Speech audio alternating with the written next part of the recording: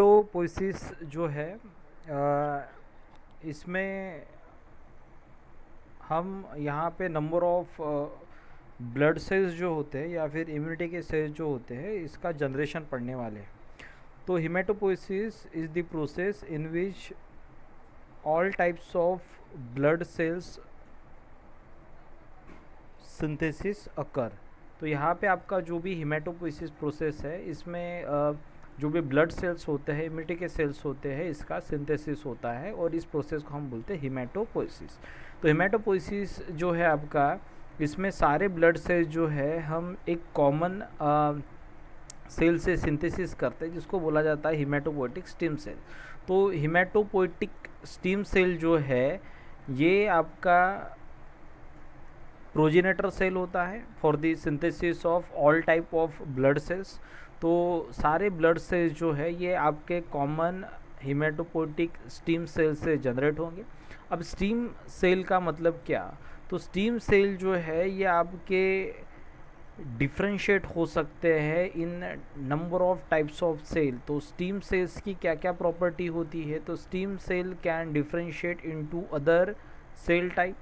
तो आपके जो भी ब्लड सेल्स है इसमें आपके अलग अलग सेल्स आएंगे, जैसे आरबीसी हो गया, उसके बाद में डब्ल्यूबीसी में आपके अलग अलग सेल्स आएंगे। जैसे हमारे पास में न्यूट्रोफाइल होता है, ओसिनोफाइल होता है, बेसोफिल होता है, मैक्रोफेजेस होते हैं, मोनोसाइट्स होते हैं। तो ये सारे सेल जो है ये आपके स्टीम सेल से ही जनरेट किए जा सकते हैं। तो स्टीम सेल से अगर आपका अलग अलग टाइप का सेल अगर आप जनरेट कर सकते हो तो स्टीम सेल्स आपके सेल्फ रिन्यूएबल होते हैं। सेल्फ रिन्यूएबल के साथ साथ ये अपने पॉपुलेशन को भी मेंटेन रख सकते हैं।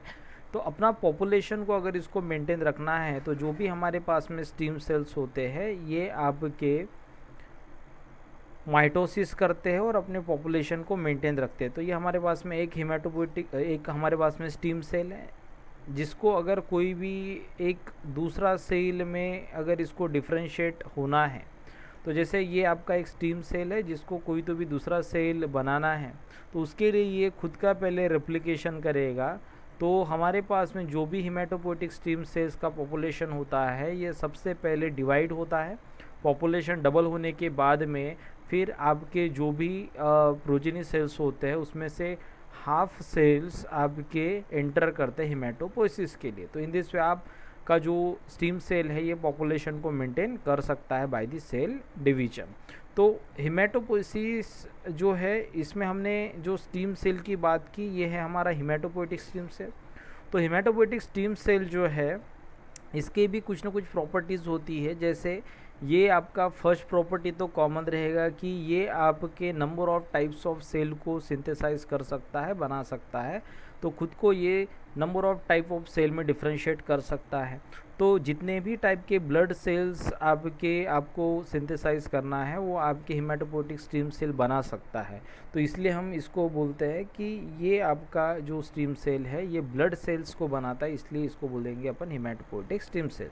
जो हमारा मल्टीपोटेंट होता है, मल्टीपोटेंट जो प्रॉपर्टी है, तो यहाँ पे पोटेंट का मतलब होता है पोटेंसी, कि हमारे सेल के पास में कितना पोटेंशियल है कि ये आपका एक सेल में डिफरेंशिएट हो सकता है, दो टाइप के सेल में डिफरेंशिएट हो सकता है, या फिर number of type of cell में डिफरेंशिएट हो सकता है। तो अगर ये एक ही सेल में डिफरेंशिएट होता है तो उसको बोला जाता है यूनिपोटेंट। अगर ये आपका एक से ज़्यादा सेल में डिफरेंशिएट हो सकता है तो आप उसको मल्टीपोटेंट वर्ड यूज़ कर सकते हैं। अगर ये आपका मल्टीपोटेंट से भी आपका नेक्स्ट लेवल है प्लूरीपोटेंट, तो ये आपका उससे भी अगर बहुत सारे सेल में अगर ये डिफरेंशिएट हो सकता है तो उसको अपन बोलेंगे प्लूरीपोटेंट। बट अगर आपका स्टीम सेल या कोई भी एक सेल अगर कंप्लीट ऑर्गेनिज्म का सिंथेसिस कर सकता है तो उसको अपन बोलेंगे टोटीपोटेंट। तो टोटीपोटेंसी सबसे आपका जो लेवल है वो सबसे हाईएस्ट लेवल है जिसमें एक सिंगल सेल से आप कंप्लीट ऑर्गेनिज्म बना सकते हो। जैसे आपका प्लांट सेल जिसका नेचर होता है टोटीपोटेंसी का। उसके बाद में अगर अपन प्लूरीपोटेंसी का बात करते हैं तो एम्ब्रियोनिक स्टीम सेल जो होते हैं ये आपके अलग अलग टाइप के टिश्यू में डिफ्रेंशिएट हो सकते हैं, तो उसको अपन प्लूरीपोटेंट वर्ड यूज़ कर सकते हैं। बट अगर आपका हिमेटोपोइटिक स्टीम सेल्स की अपन बात करते हैं तो हिमेटोपोइटिक स्टीम सेल जो है ये मल्टीपोटेंट होते हैं, मतलब ये सिर्फ ब्लड सेल्स को ही बना सकते हैं, ये कोई भी दूसरे लाइनेज वाले सेल को बना नहीं सकते, मतलब उसमें डिफ्रेंशिएट नहीं हो सकते, तो इसलिए इसको हम मल्टीपोटेंट वर्ड यूज़ करेंगे। उसके बाद में आपका जो हिमेटोपोइटिक स्टीम सेल है, इसका अगर अपन पॉपुलेशन देखेंगे तो यहाँ पे पॉपुलेशन होता है आपका 1 हिमेटोपोइटिक स्टीम सेल पर 5 into 10⁴ cells in the bone marrow. तो बोन मैरो में आपके 50,000 सेल्स के पीछे एक आपका हिमेटोपोइटिक स्टीम सेल रहेगा।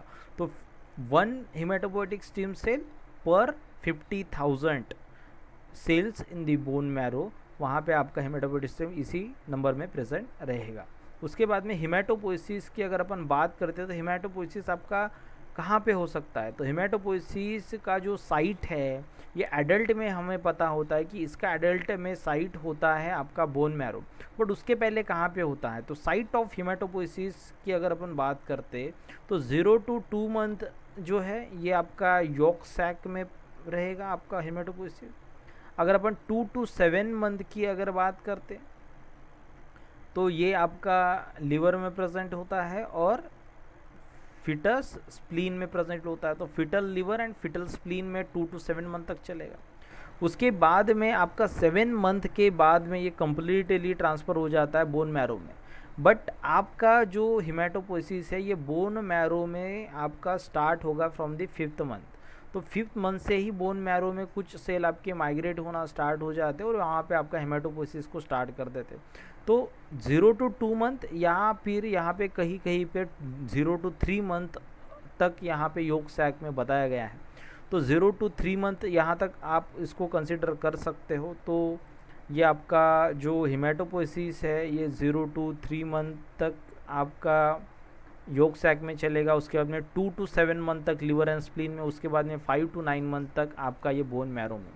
उसके बाद में अगर अपन 9 मंथ के बाद में आफ्टर बर्थ के बाद में अगर बात करते तो यहाँ पे आपका ये कम्प्लीटली बोन मैरो में ही चलेगा। तो जो भी आपके बोन्स है उसमें आपका बोन मैरो जो रहेगा इसमें आपका हिमेटोपोइसिस चलेगा अप टू दी डेथ। उसके बाद नेक्स्ट आपका जो नेक्स्ट है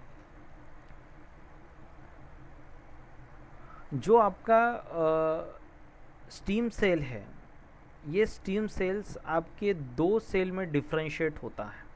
तो वो 2 सेल्स कौन से रहेंगे, तो वो रहेंगे हमारे लिम्फॉइड लाइनेज वाले और एक होता है माइलॉइड लाइनेज वाला। तो चलो ये आपका लिम्फॉइड एंड माइलॉइड लाइनेज क्या होता है, तो ये अपन इसको आगे पढ़ते हैं। तो आपका जैसे हिमेटोपोइसिस में अपन ने बात की, तो हिमेटोपोइसिस जो है इसमें आपका मल्टीपोटेंट जो होता है ये स्टीम हिमेटोपोइटिक स्टीम सेल, ये आपका पहले डिफ्रेंशिएट होता है into the common myeloid progenitor cell और common lymphoid progenitor cell. Common lymphoid progenitor cell जो है ये आपका लिम्फोसाइट्स को जनरेट करता है। तो लिम्फोसाइट्स हमारे पास में 3 टाइप्स के होते हैं, B lymphocyte, T lymphocyte and natural killer cell. तो कॉमन लिम्फॉइड प्रोजेनेटर सेल जो रहेगा ये आपके 3 टाइप के सेल्स को प्रोड्यूस करता है, T lymphocyte, B lymphocyte and natural killer cell, NK cell. तो कॉमन माइलॉइड प्रोजेनेटर सेल की अगर अपन बात करते तो कॉमन माइलॉइड प्रोजेनेटर सेल जो है ये आपका मेगा कैरियोसाइट से प्लेटलेट्स बनाता है, मतलब थ्रोम्बोसाइट्स बनाता है। उसके बाद में ये आरबीसी का भी प्रोडक्शन करता है। उसके बाद आपका मास सेल भी कॉमन माइलॉइड प्रोजेनेटर सेल से जनरेट होगा।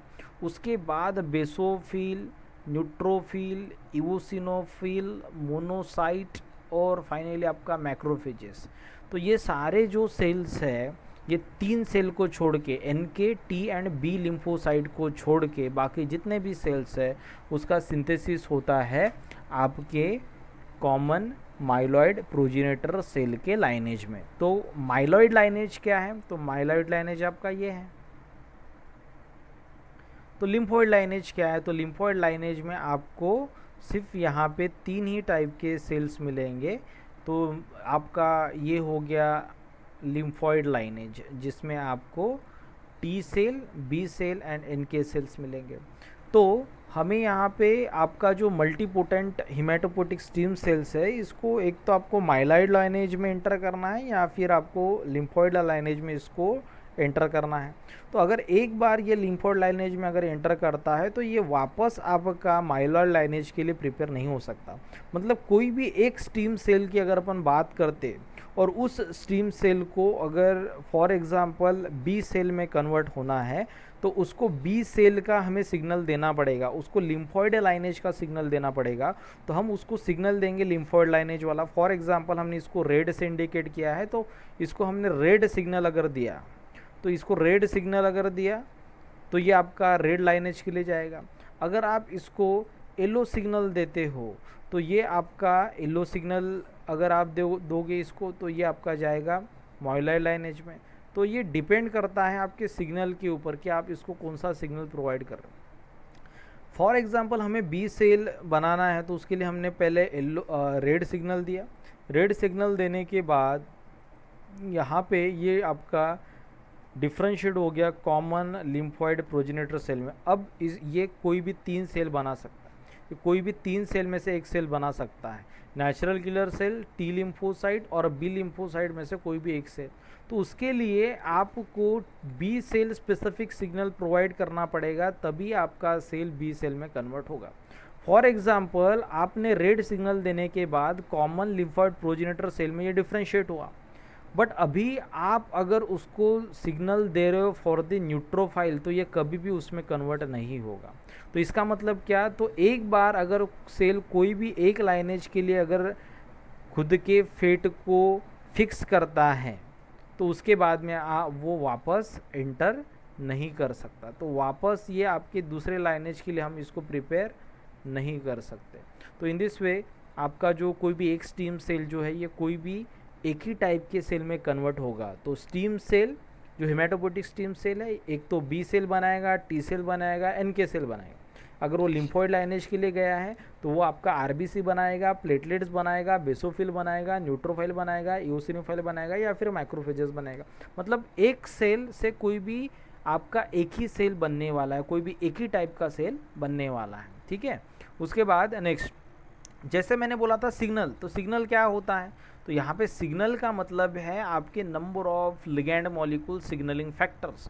तो सिग्नलिंग फैक्टर जो होते हैं आपके, यही रिस्पॉन्सिबल होते हैं आपके हिमेटोपोइसिस को इंड्यूस करने के लिए, उसके लाइनेज को डिसाइड करने के लिए। तो हिमेटोपोइटिक स्टीम सेल जो है, ये हिमेटोपोइटिक स्टीम सेल को अगर आप इंटरलुकिन 3 granulocyte monocyte colony stimulation factor और मोनोसाइट कॉलोनी स्टिमुलेशन फैक्टर, अगर आप ये 3 फैक्टर्स को प्रोवाइड करते हो, इंटरलुकिन 3, इसमें इंटरलुकिन 6 नहीं लिखा है क्योंकि इंटरलुकिन 6 जो है ये मोस्ट ऑफ द केसेस में आपको मिलता है। तो इंटरलुकिन 3 के साथ में 6 भी होता है, बट हमने यहाँ पे स्पेसिफिक लिखा है इंटरलुकिन 3 and granulocyte monocyte colony stimulation factor. तो इंटरलुकिन 3 granulocyte monocyte colony stimulation factor अगर ये आप प्रोवाइड करते हो तो इसका मतलब ये आपका जो हिमेटोपोइटिक स्टीम सेल है ये ग्रैनुलोसाइट लाइनेज के लिए ही आपका एंटर करेगा। तो यहाँ पे कॉमन माइलॉइड प्रोजेनेटर सेल जो है इसमें इसका कन्वर्शन हो गया। तो क्योंकि हमने माइलॉइड लाइनेज के लिए सिग्नलिंग फैक्टर्स दे, तो common myeloid progenitor cell, common myeloid progenitor cell जो है इसमें इसका डिफ्रेंशिएशन हो गया। इसका माइलॉइड लाइनेज में अगर डिफ्रेंशिएशन हुआ है तो इसका मतलब अब ये जो आपका सेल है ये माइलॉइड लाइनेज के सेल ही आपको बना के देने वाला है। अगर फॉर एग्जांपल आपने उसको फिर से granulocyte monocyte colony stimulation factor को मेंटेन रखा है तो वो आपका पक्का अभी ग्रैनुलोसाइट में ही कन्वर्ट होगा। तो यहाँ पे ये कन्वर्ट हो जाएगा ग्रैनुलोसाइट मैक्रोफेजेस प्रोजेनेटर। तो ग्रैनुलोसाइट मैक्रोफेजेस प्रोजेनेटर जो है इसमें इसका कन्वर्शन होने के बाद अगर फॉर एग्जांपल आप इसको granulocyte monocyte colony stimulation factor अगर देते हो और उसके साथ साथ मोनोसाइट कॉलोनी स्टिमुलेशन फैक्टर देते हो तो ये मोनोसाइट में कन्वर्ट होगा। तो मोनोसाइट कॉलोनी स्टिमुलेशन फैक्टर दिया आपने तो ये मोनोसाइट में कन्वर्ट हुआ। तो हमारे लिए अभी मेन इंपॉर्टेंट फैक्टर है ये मोनोसाइट कॉलोनी स्टिमुलेशन फैक्टर, तो ये कन्वर्ट हो जाएगा आपका मोनोसाइट में। अब फॉर एग्जांपल इसको आपने मोनोसाइट कॉलोनी स्टिमुलेशन फैक्टर दिया तो ये मोनोसाइट में कन्वर्ट हुआ। और मोनोसाइट जो है ये ब्लड फॉर्म होता है, मतलब ये सेल ब्लड में प्रेजेंट होता है। जैसे ही ये सेल टिश्यू में एंटर करता है तो इसका कन्वर्शन हो जाएगा आपके किस में, आपके मैक्रोफेजेस में। तो in presence of stem cell factor and granulocyte colony stimulation factor और इंटरलूकिन 6, इनके प्रेजेंस में ये कन्वर्ट हो जाएगा आपके मैक्रोफेजेस में। तो हमारे लिए ये फैक्टर उतने ज़्यादा इम्पोर्टेंट अभी याद रखने के केस में तो नहीं है। तो हमें अगर इसके ऊपर क्वेश्चन को अटेंड करना है तो जो जो चीज़ें मैं आपको बताता हूँ उसको याद रखने की कोशिश करना। तो सबसे पहले मैंने बोला था कि इंटरलूकिन 3 and granulocyte monocyte colony stimulation factor, इसके प्रेजेंस में ये माइलॉइड लाइनेज में कन्वर्ट हो जाएगा। तो माइलॉइड प्रोजेनेटर में कन्वर्ट होने के बाद अगर आपने इसको granulocyte monocyte colony stimulation factor अगर दिया है तो इसका मतलब ये आपका ग्रैनुलोसाइट मैक्रोफेजेस प्रोजेनेटर में कन्वर्ट होगा। उसके बाद मोनोसाइट कॉलोनी स्टिमुलेशन फैक्टर दिया तो ये मोनोसाइट में होगा और मोनोसाइट आपका फाइनली कन्वर्ट हो जाता है मैक्रोफेजेस में। उसके बाद अगर फॉर एग्जांपल आप यहाँ पे इंटरलूकिन 11 एंड थ्रोम्बोपोइटिन अगर प्रोवाइड कर रहे हो तो इंटरलूकिन 11 एंड थ्रोम्बोपोइटिन के प्रेजेंस में ये कन्वर्ट हो जाएगा आपके माइलोब्लास्ट में। और उसके बाद इन प्रेजेंस ऑफ इंटरलूकिन 5 ये आपका कन्वर्ट होगा eosinophil. In presence of granulocyte colony stimulation factor ये कन्वर्ट हो जाएगा neutrophil. In presence of interleukin 3 and granulocyte colony stimulation factor ये कन्वर्ट हो जाएगा आपका मास्ट सेल या फिर बेसोसेल में। उसके बाद अगर आप थ्रोम्बोपोइटिन जो है ये इंटरलूकिन 3 स्टीम सेल फैक्टर के साथ प्रोवाइड करते हो तो ये आपका मेगा कैरियोसाइट इरिथ्रॉइड प्रोजेनेटर सेल में कन्वर्ट होगा। और मेगा कैरियोसाइट इरिथ्रॉइड प्रोजेनेटर सेल में कन्वर्ट होने के बाद आपका इन प्रेजेंस ऑफ थ्रोम्बोपोइटिन ये आपका कन्वर्ट हो जाएगा प्लेटलेट्स में। तो आपका इरिथ्रोपोइटिन के प्रेजेंस में ये कन्वर्ट हो जाएगा आपके इरिथ्रोसाइट्स में। तो इन दिस वे आपका जो इम्पोर्टेंट फैक्टर है हमारे लिए, इम्पोर्टेंट फैक्टर क्या है तो थ्रोम्बोपोइटिन प्लेटलेट्स के लिए, इरिथ्रोपोइटिन आरबीसी के लिए, monocyte colony stimulation factor monocyte के लिए, granulocyte colony stimulation factor along with interleukin 6 neutrophil के लिए, तो granulocyte colony stimulation factor along with interleukin 3 for the basophil. तो इंटरलूकिन 5 जो है ये अगर आता है तो इट इज़ फॉर दी इओसिनोफाइल। तो इन दिस वे आपको ये जो माइलॉइड लाइनेज है इसके ये फैक्टर्स को याद रखना है। ठीक है यहाँ तक।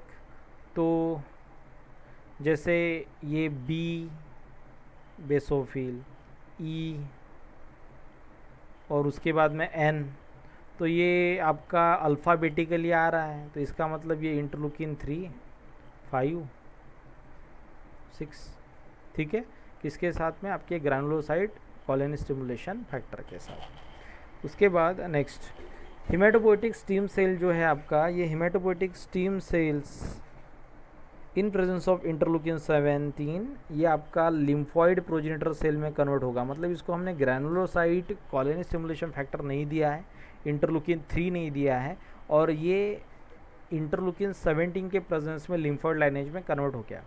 अब इंटरलूकिन 3, इंटरलूकिन 4, इंटरलूकिन 7 इनके प्रेजेंस में ये आपका बी लिम्फोसाइट में कन्वर्ट होगा। तो इंटरलूकिन 15 के प्रेजेंस में ये कन्वर्ट हो जाएगा एनके सेल में। तो इंटरलूकिन 2 एंड 7 जो है इसके प्रेजेंस में ये कन्वर्ट हो जाएगा आपका टी लिम्फोसाइट में। ठीक है यहाँ तक। तो ये हो गया आपका हिमेटोपोइसिस। बट क्वेश्चन ये है कि आपका ये फैक्टर्स को प्रोवाइड कौन करता है। तो ये फैक्टर्स को कौन प्रोवाइड करता है, तो फैक्टर कोई ना कोई सेल ही सिक्रेट करता होगा। तो ये सेल जो है, ये कौन सा सेल ये फैक्टर को प्रोवाइड करता है? तो जो भी सेल ये फैक्टर को प्रोवाइड करता होगा वो सेल पक्का आपका बोन मैरो में ही प्रेजेंट है। तो यहाँ पे ये टेबल दिया है कुछ फैक्टर्स का, जिसको आप घर में इसको पढ़ सकते हो, ठीक है। तो जो अपन इसके पहले एक्सप्लेन किया वही इसका वही फैक्टर का एक्सप्लेनेशन यहाँ पे दिया है। तो अगर यहाँ पे ये जो फैक्टर्स है, ये फैक्टर्स की बात करते हैं अपना, ये फैक्टर्स को प्रोवाइड करते हैं आपके stromal cell network. Stromal cell network जो है ये आपके fat cell, endothelial cell, fibroblast and macrophage से बना होता है। और ये सारे सेल जो है, ये सारे सेल आपके रिस्पॉन्सिबल होते हैं फैक्टर को सिक्रीट करने के लिए। और ये फैक्टर सिक्रेट करने के बाद ये पर्टिकुलर इन्वायरमेंट को जनरेट करते हैं, जिसको बोला जाता है hematopoiesis inducing micro environment, HIM environment. और हिम इन्वायरमेंट जो है, इसका मतलब ये आपका पर्टिकुलर फैक्टर का एक कंडीशन डेवलप कर रहा है फॉर द हेमेटोपोइसिस। तो हेमेटोपोइटिक स्टेम सेल कोई ना कोई एक सेल में उसका डिफ्रेंसिएशन होने वाला है। तो हेमेटोपोइसिस जो है, इसको आप अलग अलग कॉलोनी स्टिमुलेशन फैक्टर को प्रोवाइड करके यहाँ पे इसको इन विट्रो अपन स्टडी कर सकते हैं। और जो भी हमने ये फैक्टर्स को लिखा है, ये इन विट्रो स्टडी करके ही आपको पता चला है कि इन प्रेजेंस ऑफ पर्टिकुलर फैक्टर ये आपका जो सेल है ये किस सेल में डिफ्रेंशिएट होता है। तो जैसे इरिथ्रोपोइटिन के प्रेजेंस में हमारा हेमेटोपोइटिक स्टेम सेल्स कन्वर्ट होता है किसमें, आपके आरबीसी में। तो ये आपका जो इन विट्रो टेस्टिंग है, इसमें आपके अलग अलग फैक्टर्स को, कॉलोनी स्टिमुलेशन फैक्टर को यूज़ करके आप हेमेटोपोइसिस को यहाँ पे पढ़ सकते हो। उसके बाद में next, number of transcription factor जो है ये आपके जीन एक्सप्रेशन में इन्वॉल्व होते हैं। तो ट्रांसक्रिप्शन फैक्टर अगर आपका अलग होता है तो वो जीन भी अलग ही एक्सप्रेस करता है। तो जैसे हमने बात की सिग्नल फैक्टर्स की, हिम इन्वायरमेंट की, तो जो भी इंटरलुकिन 3, उसके बाद कॉलोनी स्टिमुलेशन फैक्टर, उसके बाद number of types of interleukins and signalling factor जो हमने यहाँ पे पढ़े थे, ये फैक्टर अगर आपके अलग अलग रिसेप्टर के साथ में अगर बाइंड हो सकते हैं तो सिग्नलिंग आपकी अलग अलग होगी, ट्रांसक्रिप्शन फैक्टर्स आपके अलग अलग प्रोड्यूस होंगे। और finally different types of transcription factor different types of gene expression के लिए रिस्पॉन्सिबल होते हैं। तो जैसे यहाँ पे आपका गाटा 1 जो है, जो आपके GATA सीक्वेंस को रिकॉग्नाइज करता है ऑन दी पर्टिकुलर जीन, और आपके ट्रांसक्रिप्शन मशीनरी को वहाँ पे रिक्रूट करता है, मतलब transcription factor along with the RNA polymerase 2। तो इसको रिक्रूट करने के लिए गाटा 1 जो फैक्टर है ये GATA सीक्वेंस के साथ में रिकॉग्नाइज करता है और ये RBC रिलेटेड जीन का एक्सप्रेशन करता है। तो RBC का अगर आपको जनरेशन करना है तो उसके लिए गाटा 1 फैक्टर एक्सप्रेस करना पड़ेगा। गाटा 2 जो होता है ये भी GATA सीक्वेंस को ही रिकॉग्नाइज करता है। तो ये आपका erythroid, myeloid as well as lymphoid lineage के जीन को एक्सप्रेस करता है। PU1 ये जो है ये आपका erythroid lineage, myeloid lineage and lymphoid lineage, ये तीनों में भी इन्वॉल्व होता है। तो BM11 जो है ये भी आपका माइलॉइड लिम्फोइड में इन्वॉल्व होता है। तो इकारोस की अगर अपन बात करते तो ये इन्वॉल्व होता है आपके लिम्फोइड में। तो इसका मतलब ये आपका एक स्पेसिफिक हो गया, ये गाटा 1 एक स्पेसिफिक हो गया। उसके बाद में OCT2 की अगर अपन बात करते तो बी लिम्फोइड सेल जो है इसके डिफ्रेंसिएशन में इन्वॉल्व होता है, तो ये भी आपका स्पेसिफिक हो गया। तो OCT2 for B lymphocyte, Ikaros for the lymphoid lineage, तो GATA 1 for the erythroid lineage. बाकी के गाटा 2, PU1, BM11 जो है ये दोनों लाइनेज में पाए जाते हैं, myeloid as well as lymphoid lineage. ठीक है, तो ये फैक्टर्स को आपको 2 मार्क के लिए याद रखना है। उसके बाद next, cells of immune system की अगर अपन बात करते तो सेल्स ऑफ इम्यून सिस्टम में यहाँ पे हेमेटोपोइसिस में अपने अलग अलग सेल्स पड़े हैं। तो लिम्फोसाइट्स जो है ये आपके सेंट्रल सेल होते हैं आपके इम्यून सिस्टम के। लिम्फोसाइट को central cell of immune system क्यों बोला गया है? Because it is responsible for adaptive immunity. Adaptive immunity और अक्वायर्ड इम्यूनिटी जो होता है इसमें आपके स्पेसिफिक एंटीजन के अगेंस्ट में इम्यूनिटी को माउंट किया जाता है। तो एडेप्टिव और अक्वायर्ड इम्यूनिटी में स्पेसिफिक एंटीजन के अगेंस्ट में अपन इम्यूनिटी को डेवलप करते हैं and it is because of lymphocytes. तो आपका लिम्फोसाइट जो है it provide diversity, specificity, memory and self non self recognization to the immunity. तो ये आपका इम्यूनिटी सिस्टम को ये प्रॉपर्टी प्रोवाइड कर रहा है डाइवर्सिटी का। डाइवर्सिटी का मतलब क्या, तो किसी भी टाइप का आपने अगर एंटीजन अगर आपके बॉडी में एंटर करता है तो हम उसके अगेंस्ट में इम्यूनिटी डेवलप कर सकते हैं। तो जैसे अगर आपके बॉडी में कोरोना का वायरस भी अगर एंटर करता है तो भी हमारा इम्यूनिटी सिस्टम उसके अगेंस्ट पे एंटीबॉडी बनाता है और उसी के बेसिस पे हम डायग्नोसिस कर सकते हैं। तो किसी भी टाइप का अगर नोवल टाइप का अगर वायरस है, बैक्टीरिया है या किसी भी टाइप का एंटीजन है जो कभी भी नेचर में इसके पहले नहीं था बट अभी आपने उसको लैब में बनाया, तो लैब में बनाने के बाद में वो पहले नेचर में तो नहीं था, वो हमारे लिए नोवल है, तो वो भी अगर आपकी बॉडी में एंटर करता है तो भी हम उसके अगेंस्ट में इम्यूनिटी डेवलप कर सकते हैं। ठीक है, तो कोई भी टाइप का एंटीजन को हम रिकॉग्नाइज कर सकते हैं, इसलिए हम बोलते हैं कि हमारे इम्यून सिस्टम के पास में डाइवर्सिटी है। स्पेसिफिसिटी का मतलब क्या, तो स्पेसिफिकली हम उसको रिकॉग्नाइज कर सकते हैं, हमारे पास में रिसेप्टर्स होते हैं, या हम उसके अगेंस्ट में अक्वायर्ड इम्यूनिटी डेवलप करने के बाद में हमारा इम्यूनिटी सिस्टम उसके अगेंस्ट में स्पेसिफिसिटी शो करता है। मेमोरी, एक बार अगर कोई भी एंटीजन आपके बॉडी में एंटर करता है तो हमारे पास में लॉन्ग टाइम तक उसके अगेंस्ट में मेमोरी अवेलेबल होती है, मतलब वो कभी भी अगर आपके बॉडी में एंटर करता है तो हम उसको रिकॉग्नाइज कर सकते हैं, उसको पहचान सकते हैं।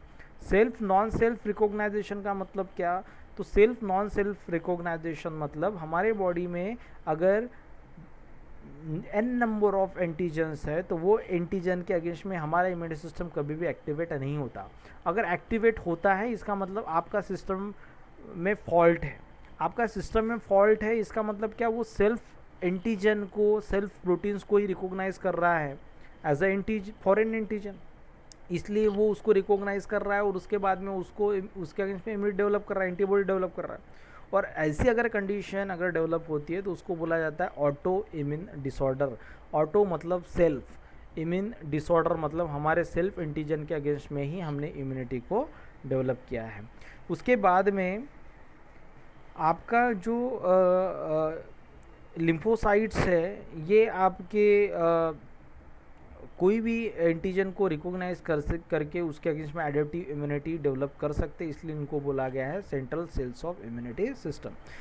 लिम्फोसाइट्स के अलावा भी हमारे पास में कुछ वाइट ब्लड सेल्स होते हैं जो हमारे इम्यूनिटी का पार्ट है और हमारे इम्यून सिस्टम को डेवलप करने में, हमारे इम्यून सिस्टम को इम्यून सिस्टम की एक्टिविटी को इन्हांस करने में भी हेल्प करते हैं। तो लिम्फोसाइट्स के अलावा भी हम बाकी के सेल्स के प्रॉपर्टीज़ पढ़ने वाले हैं। तो सबसे पहले यहाँ पे हमारा जो ब्लड है, ब्लड में कौन से सेल का कंपोजिशन कितना होता है, तो रेड ब्लड सेल जो है इसका अगर अपन ने नंबर देखा तो 5 मिलियन सेल्स पर mm³ यहाँ पे आपके पास में आरबीसी होते हैं। प्लेटलेट्स की अगर अपन बात करते हैं यहाँ पे तो 2.5 लाख यहाँ पे आपके पास में प्लेटलेट्स होते हैं। तो 7.3 इंटू 10⁻³ मतलब यहाँ पे हो गया आपका 7300 ल्यूकोसाइड का नंबर हो गया आपका सेल्स पर mm³। तो ये आपका 100% हो गया। WBC की अगर अपन बात करते हैं तो WBC का कॉन्सेंट्रेशन जो भी रहेगा वो 100% है। इसमें से ये 100% कॉन्सेंट्रेशन कितना है, तो 7.3 इंटू 10⁻³ सेल्स।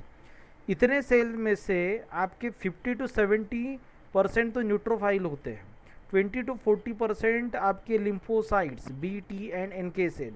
मोनोसाइट का कॉन्सेंट्रेशन 1 to 6%, उसके बाद यूसिनोफाइल का जो नंबर है वो 1 to 3% और बेसोफाइल लेस देन 1% आपके प्रेजेंट रहेंगे।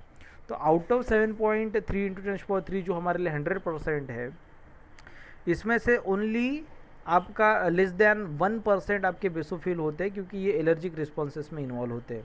इओसिनोफाइल की अगर अपन बात करते हैं तो इओसिनोफाइल का भी नंबर बहुत कम होता है, क्योंकि इनका नंबर तभी बढ़ता है जब पैरासिटिक इन्फेक्शन होता है। तो इओसिनोफाइल का नंबर आपका बढ़ेगा कब? जब पैरासिटिक इन्फेक्शन होगा। तो इन दिस वे आपके ये जो 2 सेल है इसका नंबर बहुत ही आपके ब्लड में कम होता है।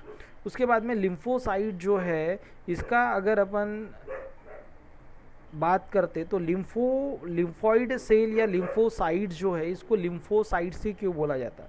क्योंकि अगर लिम्फ की अगर अपन बात करते हैं तो लिम्फ में इन सेल का जो नंबर है, ये इन सेल का नंबर 99% होता है। तो जो भी सेल का नंबर आपका 99% है इन दी लिम्फ, तो लिम्फ में जितने भी सेल होंगे उसमें से 99% सेल आपको जो मिल रहे हैं उसको अपन ने बोला लिम्फोसाइट। तो लिम्फोसाइट्स का नंबर आपका 99% होता है इन दी लिम्फ। तो lymphocyte constitute 20 to 40% of white blood cells.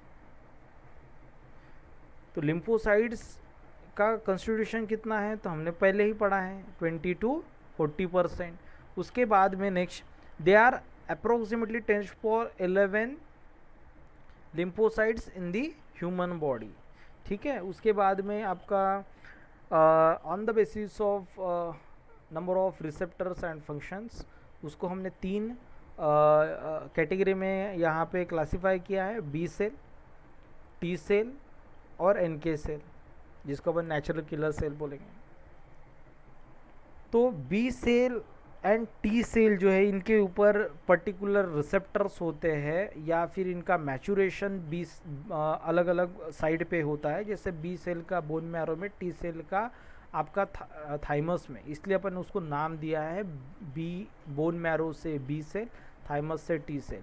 But natural killer cell जो है, इसके ऊपर आपके बी और टी सेल की तरह सरफेस मार्कर्स नहीं होते, इसलिए इसको पहले नल सेल बोला जाता था। बट अभी नेचुरल किलर सेल के ऊपर भी रिसेप्टर्स पाए गए हैं।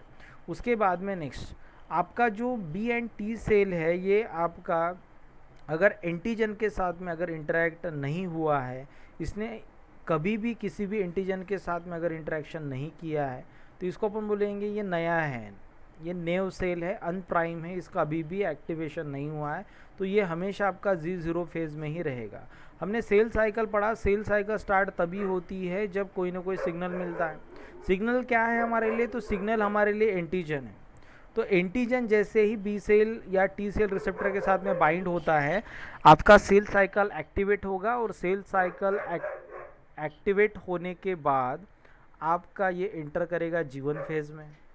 तो in presence of antigen and certain cytokines, it enter into the G1 phase from G0। तो जैसे G1 में एंटर करता है तो G1 में चेक पॉइंट होता है, वहाँ पे चेकिंग होगी तो वो आपका एंटर करता है S में, S से फिर वो एंटर करेगा आपका G2 M, और फाइनली आपका जो सेल है ये अभी आपका डिवीजन पे पहुँच गया है। तो अगर इनिशियली अगर अपन बात करते तो न्यू सेल का साइज होता है 6 माइक्रोमीटर, और जैसे ही इसका रिप्लिकेशन होता है, G2M में एंटर करता है, तो इसका साइज़ हो जाता है 15 माइक्रोमीटर का। और 15 माइक्रोमीटर मतलब ये बड़ा हो गया, अभी इसका डिवीजन होगा, तो इसलिए इसको बोला जाता है लिम्फोब्लास्ट। तो लिम्फोब्लास्ट जो होता है, इसके पास में न्यूक्लियस इस टू साइटोप्लाज्म का साइटोप्लाज्म इस टू न्यूक्लियस का रेशो हायर होता है। उसके बाद में ऑर्गेनल की कॉम्प्लेक्सिटी बढ़ जाती है, क्योंकि ये एक्टिवेट हो चुका है, इसको नंबर ऑफ प्रोटीन प्रोड्यूस करने होते हैं, इसलिए इसका endoplasmic reticulum, Golgi complex well develop हो जाता है।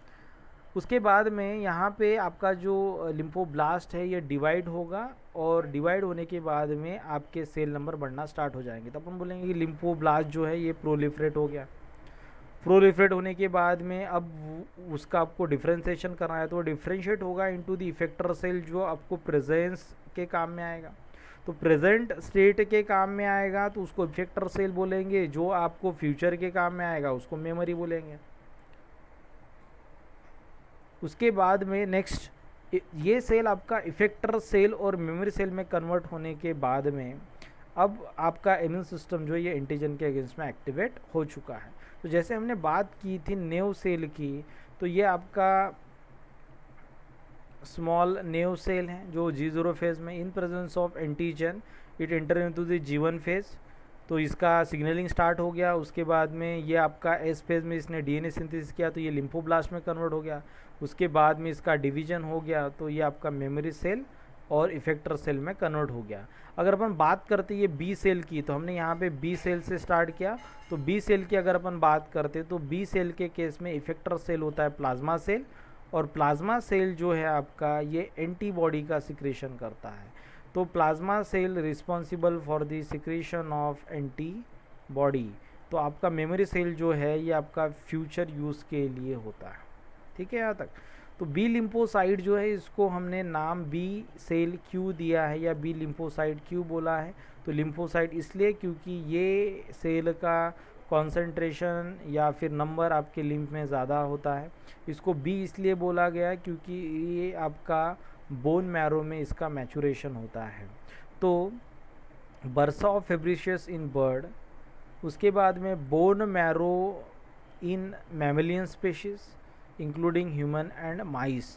तो बर्ड्स में भी बर्सा ऑफ फेब्रिशियस और उसके बाद में मैमल्स में आपका बोन मैरो, तो बी फॉर इसका हमने नाम रखा है बी लिम्फोसाइट। उसके बाद में यहाँ पे जैसे जैसे बी सेल का मैचुरेशन होता है तो ये आपके मेम्ब्रेन बाउंड रिसेप्टर को एक्सप्रेस करना स्टार्ट कर देता है। तो मेम्ब्रेन बाउंड जो रिसेप्टर्स है इसके वो क्या है, तो ये एंटीबॉडी होती है, इम्यूनोग्लोबुलिन्स होते हैं। तो एक बी सेल जो है इसके सरफेस के ऊपर near about 1.5 into 10⁵ molecules of antibody present हो सकते हैं जो आपके एंटीजन के साथ में इंटरेक्ट करते हैं। तो देखो क्या लिखा है यहाँ पे, each of the approximately 1.5 molecules of antibody on the membrane of single B cell has an identical binding site for antigen. इसका मतलब कोई भी एक बी सेल के पास कितने भी रिसेप्टर्स हो, सिंगल टाइप का जो बी सेल है उसके पास जितने भी रिसेप्टर है वो एक ही टाइप के एंटीजन को रिकॉग्नाइज कर सकता है, क्योंकि उसकी स्पेसिफिसिटी एक ही टाइप के एंटीजन के लिए होती है। उसके बाद बी सेल की अगर अपन बात करते हैं तो बी सेल के सरफेस के ऊपर क्या क्या रिसेप्टर्स प्रेजेंट होंगे, तो B220 जिसको अपन CD45 बोलते हैं, ये आपका बी सेल मार्कर की तरह काम करता है, तो इसको अपन मार्कर की तरह यूज़ करते हैं। तो बी सेल मार्कर का अगर क्वेश्चन पूछा तो वो रहेगा B220 आंसर उसका, या CD45। उसके बाद में इसके ऊपर क्लास 2 MSC मॉलिक्यूल एक्सप्रेस होता है, इसलिए इसको एंटीजन प्रेजेंटिंग सेल बोला जाता है। इसके ऊपर आपका complement receptor type 1 that is CD35 and complement receptor type 2 that is CD21, ये आपके दो कॉम्प्लीमेंट के रिसेप्टर्स यहाँ पे प्रेजेंट होते हैं। उसके बाद में FC gamma receptor type 2 for the immunoglobulin G binding, तो इसको CD32 बोला जाता है जो इम्यूनोग्लोबुलिन G के साथ में बाइंडिंग करता है, ये भी आपका बी सेल के ऊपर प्रेजेंट होता है। B71 एंड B72 जो आपका CD28 या फिर CTLA के साथ में इंटरेक्ट करेगा, ये भी आपका प्रेजेंट होता है आपके बी सेल के ऊपर। तो B71 एंड B72 जिसको आपने CD80 एंड CD86 बोला है, तो CD80 एंड CD86 ये आपके बी सेल के ऊपर प्रेजेंट होते हैं, जो आपके CD28 and CTLA4 present on T cell इसके साथ इंटरेक्ट करते हैं। उसके बाद CD40 जो इंटरेक्ट करता है CD40 लिगैंड के साथ में, जो प्रेजेंट होता है आपके टी सेल के ऊपर, तो CD40 ligand present on the surface of T cell, और CD40 जो है ये आपका बी सेल के ऊपर प्रेजेंट होता है। तो ये CD40 आपका बी सेल के ऊपर प्रेजेंट है। तो आपका ये हो गया बी सेल। उसके बाद में नेक्स्ट है आपका टी सेल। टी सेल को अपन टी सेल इसलिए बोलते हैं क्योंकि साइट ऑफ मैचुरेशन होता है इसका थाइमस। उसके बाद में like B lymphocyte this cell have membrane receptor for the antigen, but आपका जो एंटीजन बाइंडिंग के लिए जो रिसेप्टर होता है जिसको अपन टी सेल रिसेप्टर्स बोलते हैं, इसका एक प्रॉपर्टी होता है कि ये कोई भी फ्री एंटीजन को रिकॉग्नाइज नहीं कर सकता। अगर एंटीजन को इसको रिकॉग्नाइज करना है तो उसको आपको MSC क्लास के साथ में रिप्रेजेंट करना पड़ेगा। तो T cell recognize antigen only when it bound to self molecule encoded by gene within the major histocompatibility complex. मतलब एंटीजन आपका एमएससी के साथ सेल्फ एमएससी के साथ में अगर प्रेजेंट किया गया है तो ही आपका टी सेल रिसेप्टर उसके साथ में इंटरेक्ट कर सकता है, टी सेल उसको रिकॉग्नाइज कर सकता है. उसके बाद में नेक्स्ट, जितने भी आपके टी सेल्स हैं उनके पास टी सेल रिसेप्टर्स हैं. इसके अलावा क्या है, तो इसके अलावा उनके पास CD3 होते हैं जो को रिसेप्टर्स के काम करते हैं. CD4 या CD8 हो सकता है. तो on the basis of CD4 and CD8, CD4 जिसके ऊपर है उसको TS सेल बोला जाता है, CD8 जिसके ऊपर होता है उसको TC सेल बोला जाता है. इसके अलावा जो हमने CD28 एंड CTLA4 की बात की थी जो B7 के साथ में बाइंडिंग करता है, तो CD28 आपका प्रेजेंट होता है आपके टी सेल के ऊपर. उसके बाद CD45 लिगैंड, तो CD45 भी आपका टी सेल के ऊपर प्रेजेंट होता है. तो CD45 जो है ये आपका अगर टी सेल के ऊपर प्रेजेंट है, तो इसके अलावा CD40 लिगैंड जो है ये आपका टी सेल के ऊपर प्रेजेंट होता है, तो उसका रिसेप्टर प्रेजेंट होता है ऑन दी बी सेल. तो यहाँ पे CD45 के अलावा CD40 भी प्रेजेंट होता है. उसके बाद में नेक्स्ट, जो आपके CD4 पॉजिटिव सेल है उसको अपन बोलते हैं TS सेल, और ये हमेशा MSC क्लास 2 रेस्ट्रिक्टेड होते हैं.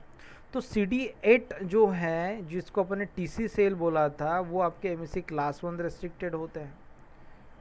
तो CD8 पॉजिटिव TC सेल जो है उसको क्लास 1 रेस्ट्रिक्टेड बोला जाता है, और CD4 पॉजिटिव TS सेल को क्लास 2 रेस्ट्रिक्टेड बोला जाता है. This ratio of TS cell and TC cell is approximately 2:1, मतलब हमेशा आपका TS सेल का ही नंबर आपका ब्लड में ज़्यादा होता है. तो ये आपका जो रेशो है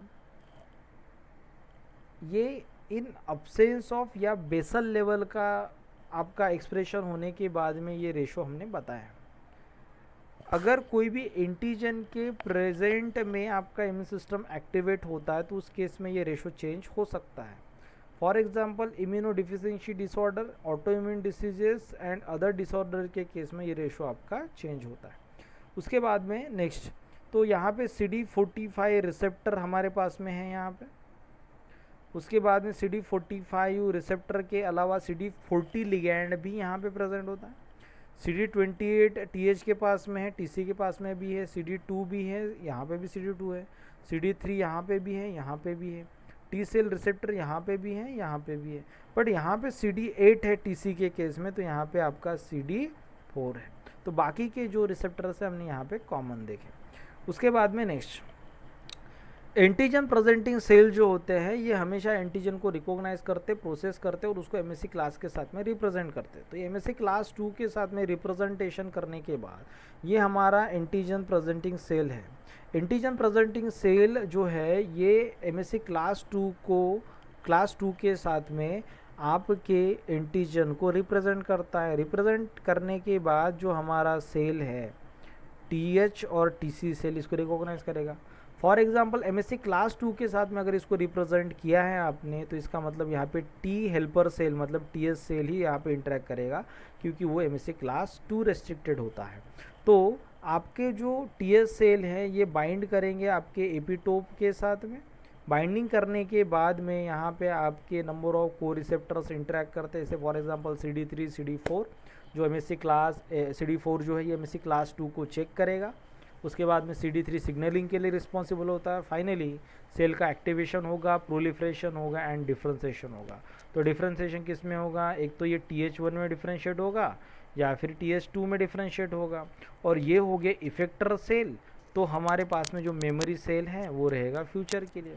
तो TH1 एंड TH2 का क्या काम है, तो TH1 जो सेल होते हैं आपके ये अलग रिस्पॉन्सेस में इन्वॉल्व होते हैं, और TH2 जो है ये आपके अलग रिस्पॉन्सेस में इन्वॉल्व होते हैं. तो TH1 जो सेल है आपका ये जो भी साइटोकाइन को प्रोड्यूस करता है it involve in the inflammation and ये आपका inflammation and cell mediated immunity में आपका इन्वॉल्व होता है। तो TH2 जो आपका सेल है ये आपका B cell related immune response, मतलब आपका जो भी ह्यूमरल इम्यून रिस्पॉन्स है जिसमें एंटीबॉडीज़ का प्रोडक्शन होता है, प्रोटीन का प्रोडक्शन होता है, उसमें आपका TH2 सेल इन्वॉल्व होता है। अगर फॉर एग्जांपल आपके TC सेल की जो बात कर रहे हैं अपन, जो CD8 पॉजिटिव है, ये अगर एक्टिवेट होता है तो इसका कन्वर्शन हो जाता है आपका साइटोटॉक्सिक टी लिम्फोसाइट में, जो आपके टारगेट सेल को किल करता है। तो यहाँ पे हमने टी सेल जो है ये दो टाइप के पढ़े हैं, एक पढ़ा TS सेल, दूसरा पढ़ा अपन ने TC cell. TS cell is converted into TH1 TH2 and memory cell. तो आपका TC सेल जो है it is converted into cytotoxic T lymphocyte, जो नंबर ऑफ साइटोकाइंस को सिक्रेट करता है, फार्माकोलॉजिकली एक्टिव कंपाउंड को सिक्रेट करता है, जो टारगेट सेल को किल कर देता है। इसके अलावा भी यहाँ पे आपके कुछ टी सेल होते हैं जिसको बोला जाता है टी सप्रेसर सेल, जो इम्यून सिस्टम को रेस्टिंग कंडीशन में या सप्रेस करने के लिए इन्वॉल्व होता है। उसके बाद में आपके नेचुरल किलर सेल, जो आपका थर्ड टाइप का लिम्फोसाइट है। नेचुरल किलर सेल जो होता है आपका, ये 5 to 10% ही लिम्फ में प्रेजेंट होता है। तो आउट ऑफ 100% 5 to 10% जो नंबर है ये आपके NK सेल का रहेगा इन दी लिम्फोसाइट्स। NK सेल जो है ये आपके टारगेट सेल को रिकॉग्नाइज कर सकता है by the two different mechanism. First होता है, अगर MSC क्लास 1 मॉलिक्यूल जो है इसका कॉन्सेंट्रेशन या इसका नंबर अगर घटता है, इसका मतलब वो टारगेट सेल जो है इसको वायरस ने उसको इन्फेक्ट किया है, या फिर वो आपका कैंसर सेल में कन्वर्ट हो गया है। तो जिस सेल का MSC क्लास 1 का एक्सप्रेशन घट जाता है, सरफेस प्रोटीन्स आपके मॉडिफाइड हो जाते हैं, एंटीजन जो है आपका इसमें म्यूटेशन नज़र आता है, उसको वो ट्यूमर सेल की तरह रिकॉग्नाइज करता है और उसको किल करता है। तो आपका जो नेचुरल किलर सेल है, इसकी अगर अपन दूसरी बात करते हैं,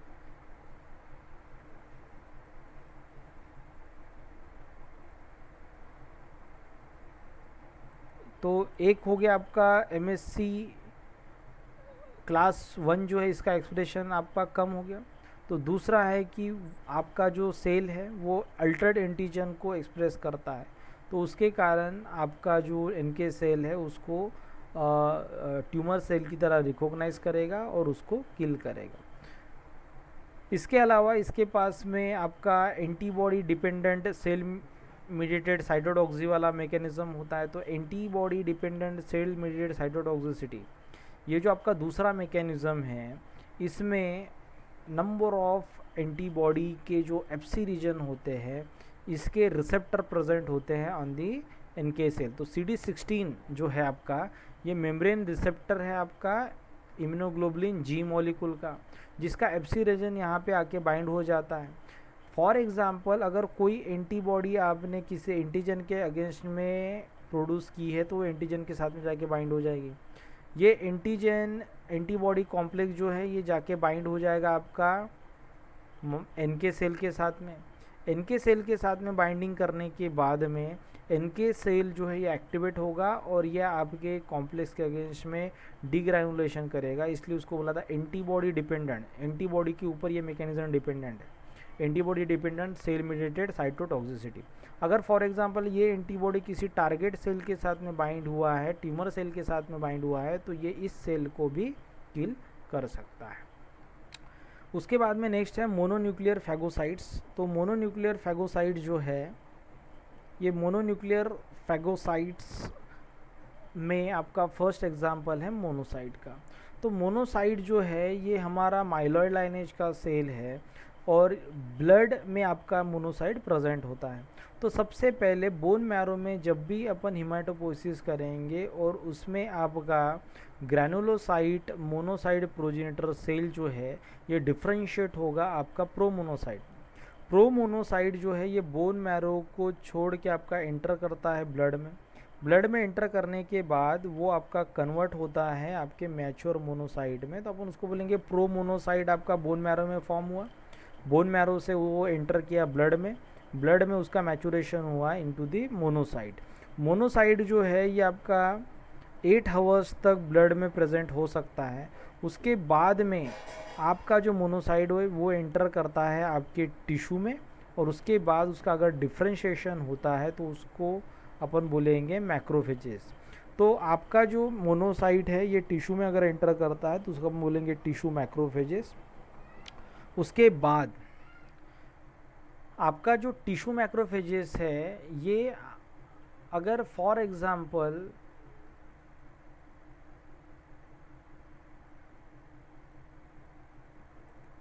पर्टिकुलर टिश्यू में अगर फिक्स हुआ है तो अपन उसको बोलेंगे फिक्स मैक्रोफेजेस, या फिर वो अगर कहीं पे अगर माइग्रेट करता है तो उसको अपन बोलेंगे मोबाइल मैक्रोफेजेस। तो यहाँ पे देखो डिफ्रेंसिएशन अगर मोनोसाइट का अगर अपन मैक्रोफेजेस में अगर पढ़ते हैं तो इसमें क्या क्या चेंजेस होते हैं।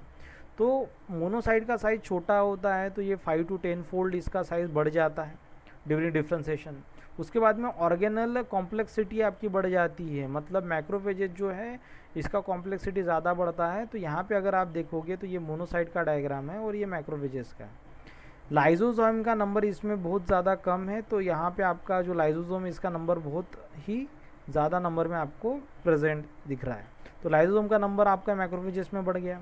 उसके बाद में endoplasmic reticulum and Golgi complex well develop है आपके मैक्रोफेजेस में। तो यहाँ पे आपका मोनोसाइट में endoplasmic reticulum and Golgi complex जो है ये लेस डेवलप है। उसके बाद में यहाँ पे फैगोसोम्स की बात करते हैं तो मैक्रोफेजेस में फैगोसोम्स जो है इसके आपको नंबर बहुत ज़्यादा मिलेंगे, क्योंकि ये आपका एंटीजन को इजीली रिकॉग्नाइज कर सकता है। तो इस केस में आपका फैगोसोम का नंबर कम रहेगा। उसके बाद में न्यूक्लियस जो है ये आपका न्यूक्लियस जो रहेगा आपका ये हेटेरोक्रोमैटिन फॉर्म में ज़्यादा होता है इन केस ऑफ मोनोसाइट्स। तो मैक्रोफेजेस में ये आपका एक्सप्रेसेबल फॉर्म में होता है, मतलब यू क्रोमैटिन फॉर्म में होता है। उसके बाद में मैक्रोफेजेस जो है ये आपका अगर फॉर एग्जांपल उस पर्टिकुलर टिश्यू में माइग्रेट होने के बाद में मोनोसाइट का डिफ्रेंसिएशन हुआ, और डिफ्रेंसिएशन होने के बाद में आपके कुछ मैक्रोफेजेस जो है ये पर्टिकुलर टिश्यू में फिक्स होते हैं, इसलिए अपन उसको बोलते हैं फिक्स मैक्रोफेजेस। और कुछ जो है ये कंटिन्यूसली माइग्रेट करते हैं, इसलिए उसको फ्री और वेंडरिंग मैक्रोफेजेस बोला जाता है या मोबाइल मैक्रोफेजेस बोला जाता है। फ्री मैक्रोफेजेस जो है आपके ये अमोवाइड मूवमेंट से आपके माइग्रेट करते हैं। तो जो फिक्स्ड माइक्रोफेजेस है इनका अगर अपन एग्जांपल लेते हैं तो वो पर्टिकुलर टिश्यू में ही आपके फिक्स होते हैं, वहीं पे ही आपके प्रेजेंट होते हैं। तो लंग्स में आपका जो मैक्रोफेजेस प्रेजेंट है उसको एल्वोलियर मैक्रोफेजेस बोला जाता है। जो कनेक्टिव टिश्यू में है उसको हिस्टोसाइट्स बोला जाता है। कफर सेल जो है ये लीवर में होता है, तो मैसेंजियल जो है ये किडनी में होता है। ब्रेन जो है ये माइक्रोग्लियाल सेल्स का एग्जांपल है। तो ओस्टियोक्लास्ट जो है ये आपके बोन में प्रेजेंट होता है। तो प्रॉपर्टीज़ ऑफ मैक्रोफेजेस अगर अपन देखते हैं तो सबसे पहला प्रॉपर्टी है यहाँ पे फैगोसाइटोसिस। तो फैगोसाइटोसिस जो है इसमें सबसे पहला होता है आपका chemotaxis and adherence of microbe to the phagocyte. तो कीमोटैक्सिस होगा। उसके बाद में मैक्रोफेजेस जो है ये मैक्रोफेजेस के सरफेस के ऊपर आपका बैक्टीरिया और माइक्रोब पार्टिकल जो रहेंगे ये आपके इंटरैक्ट करेंगे, वहाँ पे अधेर होंगे। उसके बाद में आपका जो मैक्रोफेजेस है इसका मेम्ब्रेन का एक्सटेंशन होता है। मेम्ब्रेन एक्सटेंशन होने के बाद में यहाँ पे आपका इंगल्फमेंट होता है, और फाइनली ये जो आपका माइक्रोब और बैक्टीरिया है ये आपका एक वेसिकल में पैक हो गया, जिसको अपन बोलेंगे फैगोसोम। फैगोसोम जो है इसके साथ में लाइजोसोम अगर फ्यूज़ होता है तो उसको बोलेंगे अपन फैगोलाइजोसोम। फैगोलाइजोसोम जो है इसमें सारे आपके डाइजेस्टिव एंजाइम जो है ये लाइजोसोम के रिलीज़ किए जाते हैं। तो लाइजोसोम में हमने डाइजेस्टिव एंजाइम रखे for the lipid, protein, carbohydrate and nucleic acid, ये सारे यहाँ पे रिलीज़ होने के बाद बैक्टीरिया का लाइसिस होगा, मतलब उसको अपन डाइजेस्ट कर देंगे। लाइसिस होने के बाद में जो भी आपके रेसिड्यू रहेंगे आपके माइक्रोब्स के, जो भी आपका डाइजेस्टेड मटेरियल रहेगा उसको सेल के बाहर एक्सक्रीट किया जाएगा, या फिर आप एंटीजन को या माइक्रोबियल प्रोडक्ट्स को आप एक्सप्रेस कर सकते, रिप्रेजेंट कर सकते हो on the surface along with the MSc class 2 molecule, अगर आप ऐसा करते हो तो इसको बोला जाता है एंटीजन प्रेजेंटेशन। तो ये जो मैकेनिज्म है इसको बोला जाता है एक्सोसाइटोसिस। तो वेस्ट मटेरियल जो है इसको अपन सेल के बाहर रिलीज करेंगे बाय दी एक्सोसाइटोसिस। तो पहले इंडोसाइटोसिस किया और अभी अपन क्या कर रहे हैं, एक्सोसाइटोसिस या फिर एंटीजन प्रेजेंटेशन। तो यहीं पे एक बात क्लियर हो गई कि पहला मैकेनिज्म, पहला प्रॉपर्टी हमारा फैगोसाइटोसिस। अगर फॉर एग्जांपल फैगोसाइटोसिस के जगह पे अगर कोई तो भी एक प्रोटीन है, फॉर एग्जांपल ये एंटीबॉडी है जो आपके एंटीजन और बैक्टीरिया के साथ में बाइंड हो रही है और बैक्टीरिया को यहाँ पे लेके आ रही है, कहाँ पे, आपके मैक्रोफेजेस के सरफेस के ऊपर। तो एंटीबॉडी बाइंडिंग होने के बाद में आपका फैगोसाइटोसिस स्टार्ट होगा, बट इस प्रोसेस को फैगोसाइटोसिस नहीं बोला जाता, इसको बोला जाता है ऑप्सोनाइजेशन। तो ये जो हमारा सेकेंड प्रॉपर्टी है ये है ऑप्सोनाइजेशन। तो ऑप्सोनिन जो है, ये ऑप्सोनिन आपका एंटीबॉडी हो गया या फिर कोई तो भी प्रोटीन हो गया जो एंटीजन के साथ में इंटरेक्ट कर रहा है। ऑप्सोनिन जो है ये एंटीजन को लेके आएगा सरफेस के ऊपर और उसके बाद में फिर अपन इंडोसाइटोसिस करेंगे। तो इसका मतलब ये हो गया आपका ऑप्सोनाइजेशन। तो सेकेंड मैकेनिज्म है आपका ऑप्सोनाइजेशन। उसके बाद नेक्स्ट आपका जो ऑप्सोनाइजेशन है या फैगोसाइटोसिस है, या अपन थर्ड मैकेनिज्म अगर यहाँ पे एक्सप्लेन कर दे तो थर्ड मैकेनिज्म क्या हो गया। थर्ड मैकेनिज्म, अगर फॉर एग्जांपल कोई भी आपके पास में एक ऐसा रिसेप्टर है जो आपके मेम्ब्रेन के ऊपर फिक्स है, मेम्ब्रेन के साथ में बाइंड है, और उसके साथ में अगर आपका एंटीजन आके बाइंड होता है तो उसका भी इंगल्फमेंट किया जाएगा, उसका भी इंडोसाइटोसिस किया जाएगा। तो ये थर्ड मैकेनिज्म, इसको अपन बोलेंगे रिसेप्टर मीडिएटेड इंडोसाइटोसिस। तो फिलहाल में फैगोसाइटोसिस जो है और ऑप्सोनाइजेशन आपका मैक्रोफेजेस करता है। तो रिसेप्टर मीडिएटेड इंडोसाइटोसिस की जब बात आएंगी तो रिसेप्टर मीडिएटेड इंडोसाइटोसिस करेगा आपका बी सेल। उसके बाद नेक्स्ट कि फैगोजोम फॉर्म होने के बाद आपका फैगोलाइजोजोम फॉर्म होता है। तो फैगोलाइजोजोम में अपन नंबर ऑफ डाइजेस्टिव एंजाइम को रिलीज करते हैं जो भी हमने लाइजोजोम में स्टोर करके रखे थे। तो यहाँ पे जो बैक्टीरिया है इसको किल कौन से मैकेनिज्म से किया जाता है। तो number of anti microbial and cytotoxic substance produce by activated macrophages can destroy phagocytosed micro organism. तो यहाँ पे oxygen containing number of anti microbial compound जो है इसको प्रोड्यूस किया जाता है। तो फर्स्ट ये ऑक्सीजन डिपेंडेंट मैकेनिज्म और ऑक्सीजन इंडिपेंडेंट मैकेनिज्म से आपके जो बैक्टीरिया है या एंटीजन है या माइक्रोब है उसको अपन क्या करते हैं, किल करते हैं। तो ऑक्सीजन डिपेंडेंट मैकेनिज्म क्या है, तो ऑक्सीजन डिपेंडेंट मैकेनिज्म में इन presence of oxygen number of anti microbial compound, for example reactive oxygen species and reactive nitrogen species जो है इसको प्रोड्यूस किया जाता है। तो reactive oxygen species and reactive nitrogen species जो है इसको प्रोड्यूस करने के बाद में आपका ये एंटी माइक्रोबियल कंपाउंड की तरह काम करेगा और आपके बैक्टीरिया को किल करेगा। उसके बाद नेक्स्ट रिएक्टिव ऑक्सीजन स्पीशीज़ की अगर अपन यहाँ पे बात करते हैं तो रिएक्टिव ऑक्सीजन स्पीशीज़ क्या है हमारे पास में, तो ये super oxide molecule, hydroxyl radical, hydrogen peroxide, hypochloride, ये आपके रिएक्टिव ऑक्सीजन इंटरमीडिएट्स हैं। तो रिएक्टिव नाइट्रोजन इंटरमीडिएट्स क्या हैं, तो nitric oxide, NO2, nitrogen dioxide और नाइट्रस एसिड। इसके अलावा भी यहाँ पे आपका अगर क्लोराइड रिएक्ट होता है तो ये आपका मोनोक्लोरामीन को जनरेट करेगा जो आपका ऑक्सीजन डिपेंडेंट किलिंग मैकेनिज्म में आता है। तो ये सारे आपके ऑक्सीजन डिपेंडेंट किलिंग मैकेनिज्म वाले एग्जांपल्स है। तो ऑक्सीजन इंडिपेंडेंट किलिंग मैकेनिज्म में क्या क्या आएगा, तो डिफेंसिन जो आपका पोर फॉर्मिंग प्रोटीन होता है, लाइजोजाइम जो आपके सेल वॉल को डिग्रेड करता है, हाइड्रोलिटिक एंजाइम जो आपके सेल वॉल को ब्रेक करते हैं, तो ट्यूमर निक्रोसिस फैक्टर जो है जो आपका एंटी माइक्रोबियल कंपाउंड की तरह काम करता है। तो सबसे पहले क्या होगा, सबसे पहले जैसे ही अपन फैगोसाइटोसिस करेंगे तो फैगोसाइटोसिस करने के बाद में मेटाबॉलिक प्रोसेस जो है ये आपकी बढ़ जाती है जिसको बोला जाता है रेस्पिरेटरी बर्स्ट। और रेस्पिरेटरी बर्स्ट कंडीशन में होगा क्या, तो आपके जैसे ही फैगोसाइटोसिस होता है तो मेम्ब्रेन बाउंड ऑक्सीडेज जो है ये एक्टिवेट होता है और ये आपके ऑक्सीजन का रिडक्शन करता है into the super oxide anion. तो सुपर ऑक्साइड अनाइन फॉर्म होने के बाद में सुपर ऑक्साइड अनाइन जो है ये आपके अदर मॉलिक्यूल के साथ में इंटरेक्ट करके उनको कन्वर्ट करते हैं hydroxy radical and hydrogen peroxide.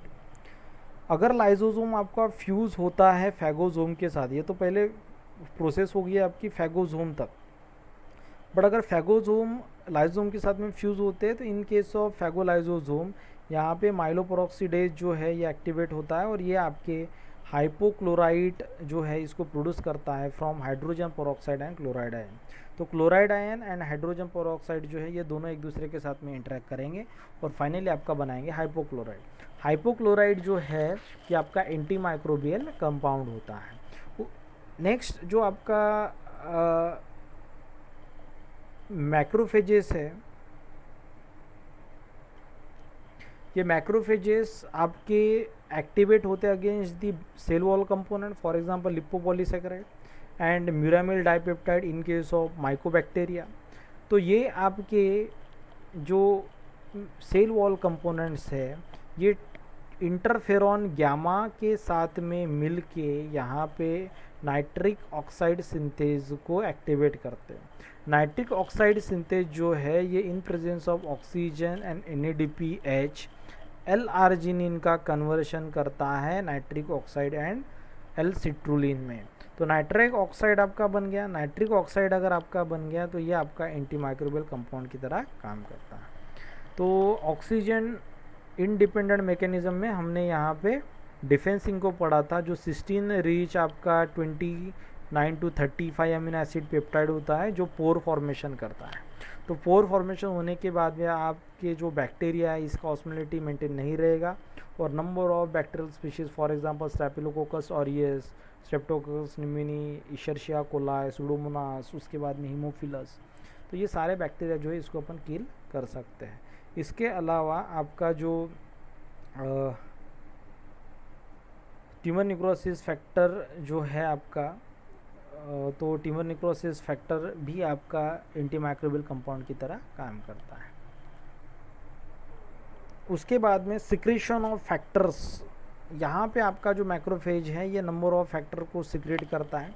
जैसे for example interleukin 1, 6 and tumour necrosis factor alpha जो फीवर डेवलप करने के लिए रिस्पॉन्सिबल होते हैं। तो ये आपके इन्फ्लामेटरी रिस्पॉन्सेस को एक्टिवेट करते हैं और फीवर को डेवलप करते हैं। उसके बाद में आपका जो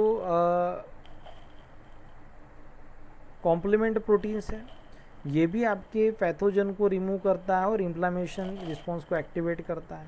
उसके बाद आपका जो हाइड्रोलिटिक एंजाइम्स है ये इन्फ्लामेटरी रिस्पॉन्सेस को इंड्यूस करते हैं। तो इंटरफेरॉन अल्फ़ा जो है ये आपके नंबर ऑफ जीन को एक्सप्रेस करके इम्यून सिस्टम को वायरस के अगेंस्ट में एक्टिवेट करते हैं। तो इंटरफेरॉन आपने सुना होगा, इंटरफेरॉन आपका एंटीवायरल कंपोनेंट की तरह काम करता है। तो ट्यूमर निक्रोसिस फैक्टर अल्फ़ा जो होता है ये आपके ट्यूमर को किल करता है। इन दिस वे आपका जो हिमेटोपोइसिस में अगर आपको WBCs को जनरेट करना है तो उसके लिए जो भी आपको फैक्टर्स लगेंगे उसको सिक्रेट करने का काम करता है आपका मैक्रोफेजेस। तो इंटरलूकिन 1, 6 ट्यूमर निक्रोसिस फैक्टर अल्फ़ा जो है ये आपके फीवर को जनरेट करता है, फीवर प्रोडक्शन के लिए रिस्पॉन्सिबल होता है, एज वेल एज लिम्फोसाइट को एक्टिवेट करने के लिए रिस्पॉन्सिबल होता है। इसके अलावा भी यहाँ पे बहुत सारे आपके फैक्टर्स मैक्रोफेजेस प्रोड्यूस कर सकता है। उसके बाद में है आपका नेक्स्ट प्रॉपर्टी। तो नेक्स्ट प्रॉपर्टी क्या है, तो एंटीजन प्रेजेंटेशन। तो जैसे अपन ने बात की थी कि आपका मैक्रोफेजेस जो है ये फैगोसाइटोसिस करता है और उसके बाद में एंटीजन के फ्रैगमेंट को MSC क्लास 2 के साथ में रिप्रेजेंट करता है। तो ये आपका पैथोजन जो है इसको इंगल्फ करने के बाद में आपने प्रोसेस किया और फाइनली उसको MSC क्लास 2 के साथ में रिप्रेजेंट किया। तो जो भी आपका सेल MSC क्लास 2 के साथ में एंटीजन को रिप्रेजेंट कर सकता है उसको बोला जाता है एंटीजन प्रेजेंटिंग सेल। तो ये एंटीजन प्रोसेसिंग एंड प्रेजेंटेशन में इन्वॉल्व होता है। उसके बाद में नेक्स्ट है आपके ग्रैनुलोसाइट्स। तो ग्रैनुलोसाइट जो है इसमें 3 एग्जाम्पल हमारे पास में, एक है न्यूट्रोफाइल, दूसरा है इओसिनोफाइल और तीसरा है बेसोफिल। तो न्यूट्रोफाइल जो है ये आपका acidic as well as basic stain जो है इससे स्टेन किया जाता है, इसलिए उसको बुलाता है न्यूट्रोफाइल। इओसिनोफाइल जो है ये आपका acidic stain, for example eosin red से स्टेन किया जाता है, इसलिए इसको बोला जाता है इओसिनोफाइल। तो बेसोफिल जो है ये आपका basic stain, for example methylene blue जो है इसे स्टेन किया जाता है, इसलिए इसको बोला जाता है बेसोफिल। तो बेसोफिल जो है आपका ये basic dye, for example methylene blue जो है इससे आप इसको स्टेन कर सकते हो। तीनों के तीनों जो है ये आपके ग्रैनुलोसाइट्स हैं, मतलब इनमें ग्रैन्यूल अपन स्टोर करके रखते हैं for the immunological responses against particular antigen. तो न्यूट्रोफाइल जो है आपका ये इसका कंस्टिट्यूशन सबसे ज़्यादा होता है, इसका नंबर सबसे ज़्यादा होता है वाइट ब्लड सेल के कंपोजिशन में, ये 50 to 70% होता है। यूसिनोफाइल 1 to 3% होता है, तो बेसोफिल का कॉन्सेंट्रेशन लेस दैन 1% होता है। अगर न्यूट्रोफाइल की अगर अपन बात कर रहे हैं यहाँ पे, तो न्यूट्रोफाइल में यहाँ पे आपको अलग अलग यहाँ पे ग्रैन्यूल्स दिख रहे हैं। तो primary as well as secondary granules यहाँ पे प्रेजेंट होते हैं, जिसमें नंबर ऑफ आपके फार्माकोलॉजिकली एक्टिव कंपोनेंट को स्टोर करके रखा जाएगा। इसके पास में मल्टी लोब न्यूक्लियस होता है, और ये आपका जो न्यूट्रोफाइल है इसके कुछ प्रॉपर्टी अगर अपन पढ़ते तो फर्स्ट, न्यूट्रोफाइल आपका फैगोसाइटिक है, इसका मतलब ये आपके बैक्टीरिया को या कोई भी एंटीजन का फैगोसाइटिस करके उसको किल कर सकता है by the oxygen dependent as well as oxygen independent mechanism. But phagocytosis होने के बाद में अगर अपन इसको बैक्टीरियल किलिंग का अगर इसका मैकेनिज्म पढ़ते तो इसमें डिफरेंस क्या है इन बिटवीन मैक्रोफेजेस एंड न्यूट्रोफाइल। तो न्यूट्रोफाइल एंड मैक्रोफेजेस जो है इनका फैगोसाइटोसिस तो सेम होता है, बट कुछ एक्सेप्शंस होते हैं। लाइटिक एंजाइम जो हमने आपके लाइजोझोम में स्टोर करके रखे थे वो यहाँ पे हमने ग्रैन्यूल्स में स्टोर करके रखे हैं, यहाँ पे हमारे पास में लाइजोझोम नहीं होता। तो प्राइमरी एंड सेकेंडरी ग्रैन्यूल्स में अपन यहाँ पे इसको स्टोर करके रखा है एंजाइम्स को। तो इन केस ऑफ मैक्रोफेजेस हमने उसको लाइजोझोम में स्टोर करके रखा था। आपका जो प्राइमरी ग्रैन्यूल है ये लार्ज होता है और इसमें सारे एंजाइम्स होते हैं जो एंजाइम्स आपके लाइजोझोम में पाए गए हैं। तो जो भी एंजाइम्स आपको बैक्टीरिया किल करने के लिए लगेगा वो आपके प्राइमरी ग्रैन्यूल्स में होता है, जिसका साइज़ ज़्यादा होता है। तो आपका छोटा साइज़ वाला जो ग्रैन्यूल्स है उसको बोला जाता है सेकेंडरी ग्रैन्यूल्स, और इसमें आपके कोलेजिनेस, लैक्टोफेरिन एंड लाइजोजाइम होते हैं। उसके बाद में प्राइमरी एंड सेकेंडरी ग्रैन्यूल्स ये दोनों के दोनों आपके फैगोसोम के साथ में फ्यूज़ होते हैं और आपके माइक्रोब को या फिर आपके बैक्टीरिया को किल करते हैं। तो इन दिस वे आपका जो न्यूट्रोफाइल है इसको फर्स्ट सेल बोला गया है eight the site of inflammation. जहाँ पे भी आपको इन्फेक्शन होता है, जो भी टिश्यू में इन्फेक्शन होता है, वहाँ पे आपका इन्फ्लामेटरी रिस्पॉन्स स्टार्ट होने के बाद में वहाँ पे सबसे पहले आपका पहुँचता है न्यूट्रोफाइल। तो neutrophil is the first cell to reach at the site of infection. उसके बाद में आपका जो न्यूट्रोफाइल है ये डिफेंसिन प्रोटीन को भी बहुत ज़्यादा एक्सप्रेस करता है देन दी माइक्रोफेजेस। बेसोफिल की अगर अपन बात करते हैं तो बेसोफिल आपका नॉन फैगोसाइटिक ग्रैनुलोसाइट है। नॉन फैगोसाइटिक ग्रैनुलोसाइट जो है आपका ये number of pharmacologically active component को या सब्सटेंस को रिलीज़ करता है। तो यहाँ पे आपके पास में ये ग्रैन्यूल्स प्रेजेंट है जिसमें ये फार्माकोलॉजिकल एक्टिव कंपोनेंट को अपन स्टोर करके रखते हैं जो आपके इन्वॉल्व होते हैं एलर्जिक रिस्पॉन्सेस को स्टार्ट करने के लिए। उसके बाद नेक्स्ट है आपका मास्ट सेल।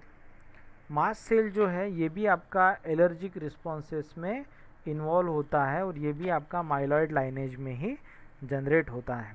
तो मास्ट सेल जो है इसमें भी हमने नंबर ऑफ ग्रैनुल्स को स्टोर करके रखा होता है जो आपके एलर्जिक रिस्पॉन्सेस के लिए जो भी फैक्टर्स होते हैं उसको स्टोर करके रखते हैं। लास्ट में है आपका डेंड्राइटिक सेल, और डेंड्राइटिक सेल को डेंड्राइटिक सेल इसलिए बोला गया है क्योंकि इसके लॉन्ग मेम्ब्रेन एक्सटेंशन जो है ये डेंड्राइट्स की तरह दिखते हैं, इसलिए इसको बोला जाता है डेंड्राइटिक सेल। अगर आपका डेंड्राइटिक सेल की अपन बात करते हैं तो डेंड्राइटिक सेल आपका myeloid as well as lymphoid lineage से जनरेट होता है, इसलिए इसको माइलॉइड डेंड्राइटिक सेल या फिर लिम्फोइड डेंड्राइटिक सेल बोला जाता है। तो यहाँ पे डेंड्राइटिक सेल को पढ़ने की ज़रूरत नहीं है कि ये कौन से लाइनेज में प्रोड्यूस होता है, क्योंकि आपका जो डेंड्राइटिक सेल है ये दोनों भी लाइनेज में प्रोड्यूस हो सकता है। तो in this way cells of immune system जो है यहाँ पे ख़त्म हो गया। कल अपन स्टार्ट करेंगे ऑर्गन्स ऑफ इम्यून सिस्टम। यहाँ तक